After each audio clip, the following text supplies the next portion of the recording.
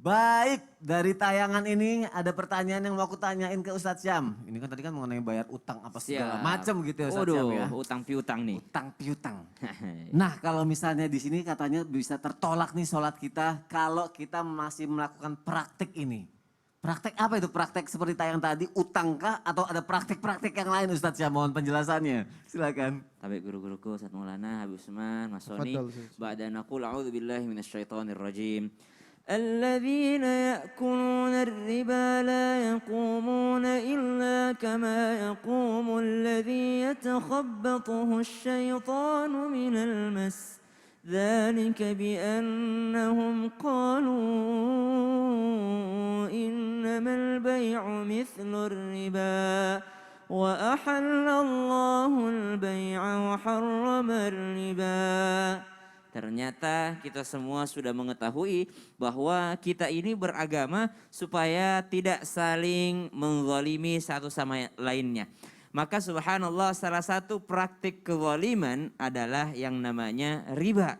Riba itu adalah ketika saudara kita membutuhkan bantuan, bukannya malah ngebantuin tapi berkedok membantu, tapi ternyata malah menghancurkan, malah membunuh secara perlahan. Orang-orang datang untuk meminjam, meminta bantuan, lalu kita tahu dia sedang membutuhkan, justru malah kita malah membunuhnya, justru malah kita menambahkan deritanya. Dengan cara seperti apa? Oh, ini sasaran empuk nih, dia lagi butuh duit banget nih, dikasihlah 1 juta olehnya.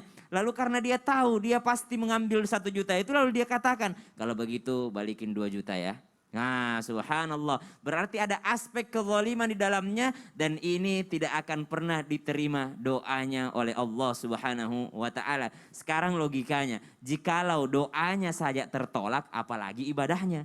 Padahal ibadah itu duluan daripada doa. Iyyaka na'budu wa iyyaka nasta'in. Hanya kepadamu kami mengabdi dan hanya kepadamu kami meminta tolong. Minta tolong itu kan setelah mengabdi kita kepada Allah Subhanahu wa taala, setelah beribadah kita kepada Allah Subhanahu wa taala. Bagaimana mungkin seseorang yang divonis tidak diterima doanya karena dosanya, tidak diterima yang namanya permintaannya karena dosanya, lalu mau diterima ibadahnya? Tidak akan ada diterima sedekah karena harta haram, dan tidak akan ada sholat yang diterima karena sesuatu yang masih ada haram di dalam tubuhnya. Dan kita semua sepakat bahwa riba itu adalah haram. Praktik kezaliman terhadap orang lain yang sedang membutuhkan itu adalah diharamkan oleh Allah Subhanahu wa ta'ala. Jikalau tadi sesuatu perbuatan misalnya khamar saja tidak diterima sholatnya, apalagi kalau sudah menyangkut kebebasan orang lain, apalagi kalau sudah menyangkut hak asasi manusia, di mana kita menzalimi orang-orang yang sedang membutuhkan bantuan.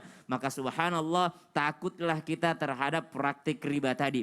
Ini masih banyak sebenarnya perbedaan pendapat, ikhtilaf di dalamnya. Bahwasanya riba itu yang mana sih? Yang jelas riba itu adalah bagaimana kita menolong orang lain, atau yang namanya membunuh orang lain berkedok menolong gitu ya. Jadi seakan-akan menolong tapi sebenarnya mengambil keuntungan dari derita orang lain.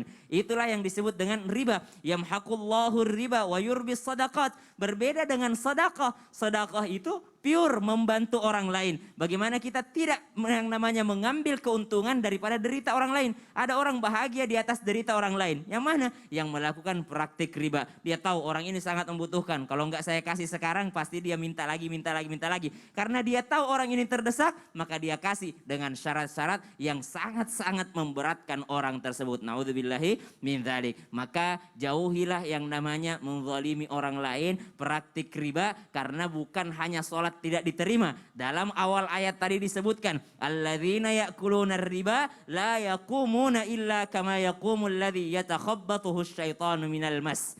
Orang-orang yang konsumsi harta riba memasukkan sesuatu yang haram di dalam tubuhnya, baik haram secara fisik. Kalau haram secara fisik tadi khamar, ini haram secara memperoleh harta tersebut. Maka subhanallah itu tidak akan bisa berdiri kecuali berdirinya seperti orang setan di hari kiamat nanti. Naudzubillahi min dzalik. Ustadz kalau misalnya ada yang udah terlanjur kecemplung, kan sekarang baru tahu nih ternyata nggak boleh. Itu gimana Ustadz? Membersihkannya dengan cara ya meminta maaf, Minta maaf. atau ya Dan tidak ulangin lagi ada, kali ya? ada yang namanya memperbaharui akad. Memperbaharui akad. Ya misalnya pernah hutang piutang sama orang lain, lalu memperbaharuinya. Saya baru tahu ternyata ada riba. Ya udah deh Jeng, kemarin yang 1 juta bayarnya 1 juta aja. Tapi kalau mau ngasih kelebihan gak apa-apa gitu. Maksudnya kelebihannya yang ikhlasnya aja gitu karena waktu kan lama menunggunya gitu. Dan jangan sampai diulangin lagi Jangan gitu ya diulangin Ustaz Syam. lagi. Masya Allah, jazakallah khair Ustaz Syam. Terima kasih untuk penjelasannya.